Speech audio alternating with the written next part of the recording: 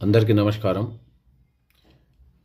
నేను మీ సంతోష్ నాయక్, బహుజన teachers federation Telangana రాష్ట్రం ప్రధాన కార్యదర్శిని మాట్లాడుతూ ఉన్నా. ముందుగా మహనీయురాలు, రచయిత్రి, ఒక తాత్విక జ్ఞాన సంపన్నురాలు అయినటువంటి మహాసాధ్వి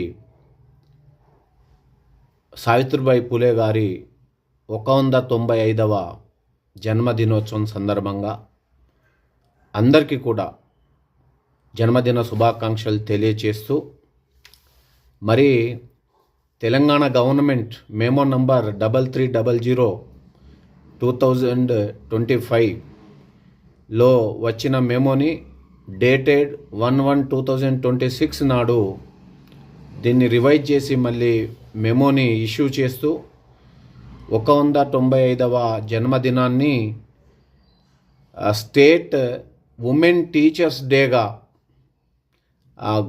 గుర్తించాలని అన్ని ఆఫీసులలో, ముఖ్యంగా విద్యాలయాలలో జరపాలని సర్క్యులర్ జారీ చేయడం జరిగింది. గవర్నమెంట్కి ఈ సందర్భంగా ధన్యవాదాలు.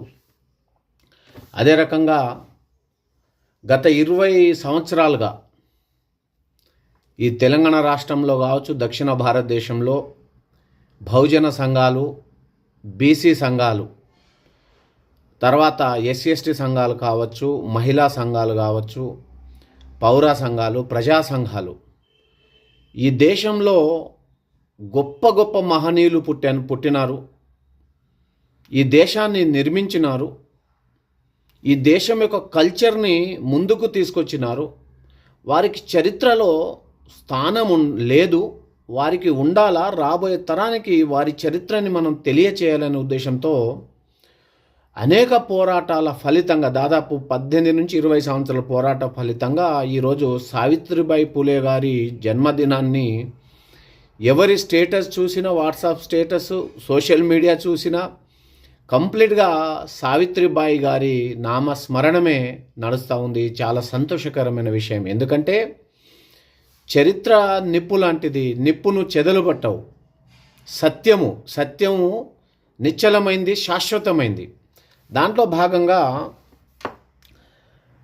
మనం ఈ దేశంలో బహుజనులు, దోజ్ హు ఆర్ డిప్రెస్డ్, ఈ దేశానికి ఏమిచ్చిండ్రో ఒకసారి మనం చూసినట్టయితే, మనకి ఒక కాపు బిడ్డ ఈ దేశానికి ఆహారం పెట్టాడు. ఆయన ఆహారం పెట్టకపోతే ఈ దేశం పస్తుపంటది. అంటే ఆహారం లేకుండా ఉపవాసంతోనే పడుకునే పరిస్థితి ఉండే. అదే రకంగా ఒక నేతన్న మానంతో తలదించుకున్నటువంటి మానవ జాతిని ఒక అందమైన బట్టను అందించి మానాన్ని కాపాడాడు. అదే రకంగా ఒక నేతన్న తర్వాత ఒక మేర బిడ్డ ఆ అందమైన బట్టను తీసుకొని ఒక డ్రెస్సుగా దానికి ఒక ఆకృతి ఇచ్చి ఒక అందమైన ఫ్యాషన్ డిజైనర్ని ఆయన తయారు చేశాడు. ఒక కుమ్మరన్న మట్టిని ముద్దాడి అందమైన పాత్రలు ఇచ్చినాడు. అదే రకంగా ఒక స్వర్ణకారు, వడ్ల, కుమ్మరి, కమ్మరి, కంసాలి, లోహాల మీద కావచ్చు, చెక్కల మీద కావచ్చు, బండల మీద కావచ్చు, అదే రకంగా గొప్ప గొప్ప ఆర్కిటెక్చర్ని వాళ్ళు సృష్టించి, సహజ సిద్ధంగా నేర్చుకున్నారు. వాళ్ళు సృష్టించి ఈ దేశంలో గొప్ప గొప్ప గుడులను నిర్మించినారు. వాళ్ళు టెంపుల్స్ని, గొప్ప గొప్ప ఆర్కిటెక్చర్. మరి ఇంత గొప్ప ఇంజనీరింగ్ కళాత్మకం ఉన్నటువంటి ఈ బిడ్డల చరిత్ర మన పుస్తకాల్లో ఈరోజు కనబడదు. ఒక గంగపుత్ర, ఒక మంచి న్యూట్రిషనిస్ట్ ఆయన, ఒక మంచి డైటీషియన్ ఆయన, ఒక ప్రోటీన్ ఎలా తీసుకోవాలి, ఒక కార్బోహైడ్రేట్స్ ఎలా తీసుకోవాలి చెప్పేటటువంటి నేర్పరి అతను. అదే రకంగా ఒక యాదవ్ బిడ్డ, ఈయన ఒక దేశపు మన దేశపు వెటర్నరీ డాక్టర్. ఒక యాదవ్ బిడ్డ నడిచేటటువంటి ఒక న్యూట్రిషనల్ హబ్ని నడిపేట అంత గొప్ప వ్యక్తి. ఒక మంగలి, ఒక సామాజిక వైద్యుడు, ఒక చాకలి, ఈ సమాజాన్ని, మలినంతో కూడుకున్న సమాజాన్ని పరిశుభ్రం చేసేటటువంటి ఒక డాక్టర్, ఒక సామాజిక డాక్టర్ అతను. ఒక చాలా గొప్ప అదే రకంగా ఇలా చెప్తూ పోతే చాలా ఉంది మన చరిత్ర. ఒక గౌడ, ఒక మాల, మాదిగ, ఒక వడ్డెరన్న కొండల్ని పిండి చేసి, బండల్ని పిండి చేసి ఈ దేశానికి రహదారులు వేసినటువంటి ఒక వడ్డరైన, చెప్పులు కుట్టిన మాదిగన్న.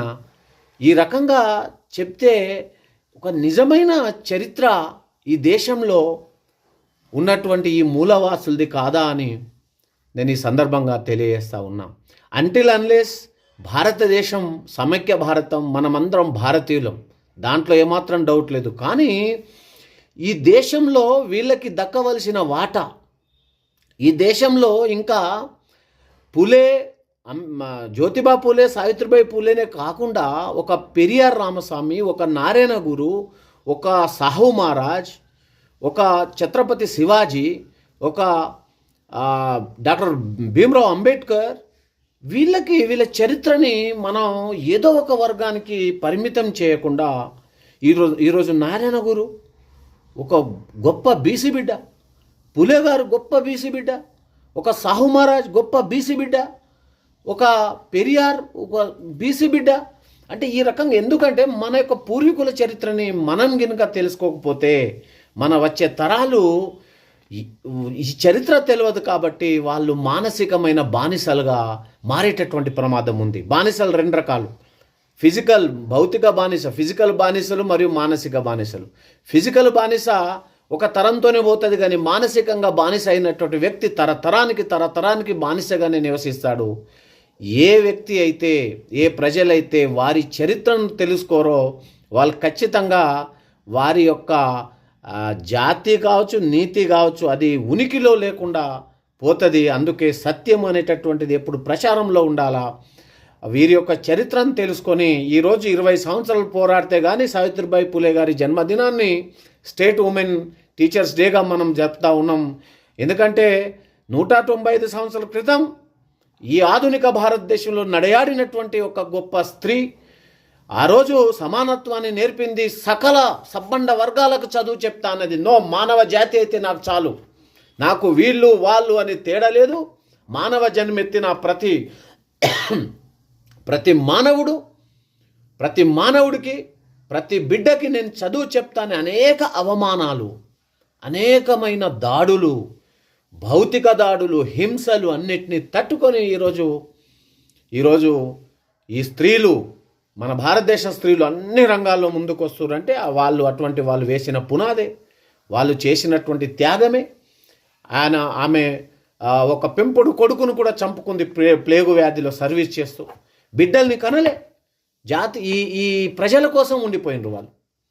కాబట్టి ఒక బహుజన టీచర్స్ ఫెడరేషన్ తరపున నా వినతి ఏంది అంటే, ఫస్ట్ మహనీయులని మనం చదువుదాం, మనకు తారతమ్య భేదం ఉండొద్దు, సమాజ